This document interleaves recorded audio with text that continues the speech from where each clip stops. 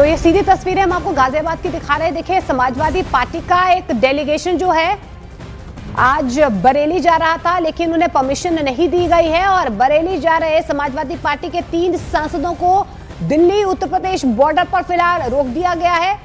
Samajwadi party के सांसद है हरेंद्र मलिक, इकरा हसन, मोहिबुल्लाह नदवी को यहां पर रोका गया है। देखिए, एसपी सांसदों को दिल्ली से बरेली जाने की परमिशन नहीं मिली है। दरअसल आपको बता दें कि जिस तरीके से बरेली में हिंसा हुए उसके बाद समाजवादी पार्टी का एक डेलीगेशन आज बरेली जाना चाह रहा था, लेकिन परमिशन नहीं मिली है और यही वजह है कि संभल में भी समाजवादी पार्टी के सांसद जियाउर रहमान को हाउस अरेस्ट कर लिया गया है। लखनऊ में माता प्रसाद पांडे के घर के बाहर पुलिस बल की तैनाती कर दी गई है। लेकिन ये तस्वीरें हम दिल्ली यूपी बॉर्डर पर फिलहाल एसपी सांसद हरेंद्र मलिक और इकरा हसन और मोहिबुल्लाह नदवी को रोका गया है। नीरज ज्यादा जानकारी के साथ हमारे साथ जुड़ रहे हैं। नीरज, अभी फिलहाल क्या ताजा तस्वीरें हैं? परमिशन नहीं मिली है लेकिन आगे बढ़ रहे हैं ये लोग। देखिए, आगे बढ़ने की मोनिका कोशिश कर रहे थे और यहाँ आपको तस्वीरें दिखाते हैं। तीनों सांसद यहाँ कह सकते हैं धरने पर बैठ गए हैं। हरेंद्र मलिक, मोहिबुल्लाह नदवी और इकरा हसन को आप यहाँ देख सकते हैं। पुलिस से इन लोगों ने चर्चा की, लेकिन पुलिस इन तीनों को चारों तरफ से घेरे हुए, आप देख सकते हैं। हमारे कैमरा पर्सन आपको तस्वीरें दिखा रहे हैं।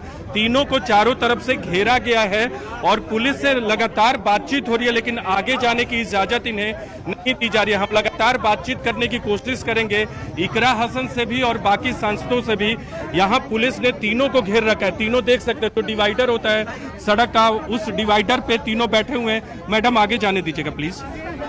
देखिए, पुलिस ने घेर रखा है, आगे जाने की इजाजत नहीं, और घेरा इसलिए क्योंकि पैदल भी आगे जाने की कोशिश कर रहे थे, क्योंकि जो इनका मकसद है उसे पूरा करना चाहते हैं और उस मकसद के बीच में पुलिस है। लेकिन हरेंद्र मलिक बार बार ये दावा कर रहे हैं कि कैसे पुलिस जानती है कि वो कहाँ जा रहे हैं। हरेंद्र मलिक जी, आपकी तो बातचीत हुई, क्या कहा गया आपको? हम जानना चाहते हैं किस कानून के तहत रोक रहे हैं। कानून क्या है, क्या गुनाह है हमारा? हम आतंकवादी है? पहलगांव कुलगांव तो रोका ही नहीं। अब तो रोका आपको, क्या बातचीत हुई? आप लोग की लंबी बातचीत हुई है, क्या बातचीत हुई? आप आगे इकरा हसन से बात करते हैं। जी,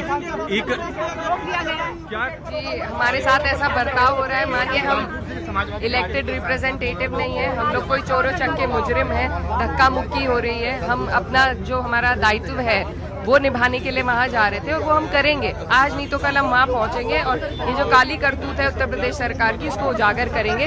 लेकिन जो ये अनडिक्लेयर्ड इमरजेंसी का माहौल बना दिया जा रहा है, कानून व्यवस्था बिल्कुल ध्वस्त है। फरमानों के आधार पर उत्तर प्रदेश में कानून चल रहा है और वो आपके सामने है।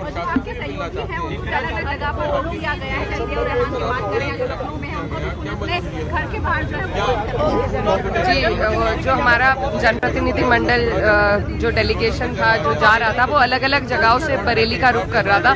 सबको अलग अलग जगह पर रोका जा रहा है। ये सिर्फ और सिर्फ तानाशाही है और तानाशाही की जगह हमारे संविधान में नहीं है। उत्तर प्रदेश सरकार या तो संविधान को माने और नहीं मानती है तो फिर अपनी या तो ये कह दे हम नहीं मानते, मानती है तो अपनी हरकतों से। इकरा जी, अब आप लोग कब तक यहाँ रहेंगे?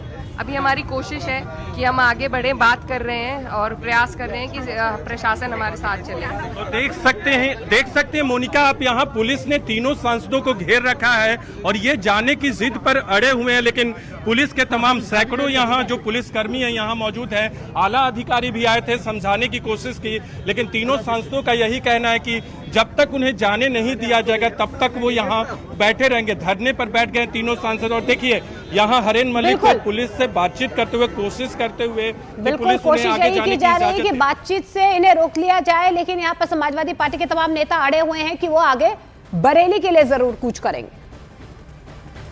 नदवी साहब, क्या अपील करेंगे? आप लोग क्या चाहते हैं?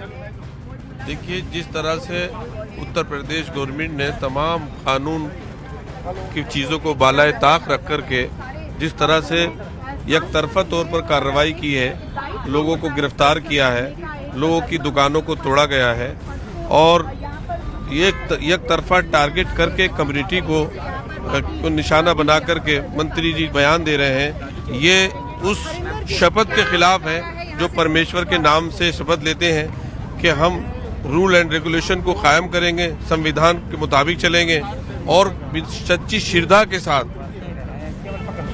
श्रद्धा के साथ देश की एकता और अखंडता को कायम रखेंगे।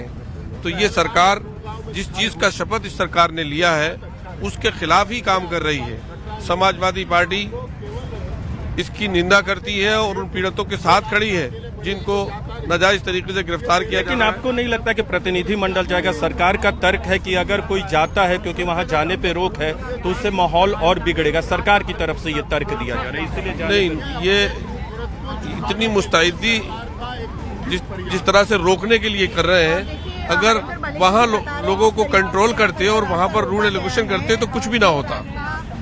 ये बहुत अफसोस की बात है कि कॉन्स्टिट्यूशन के साथ मजाक हो रहा है।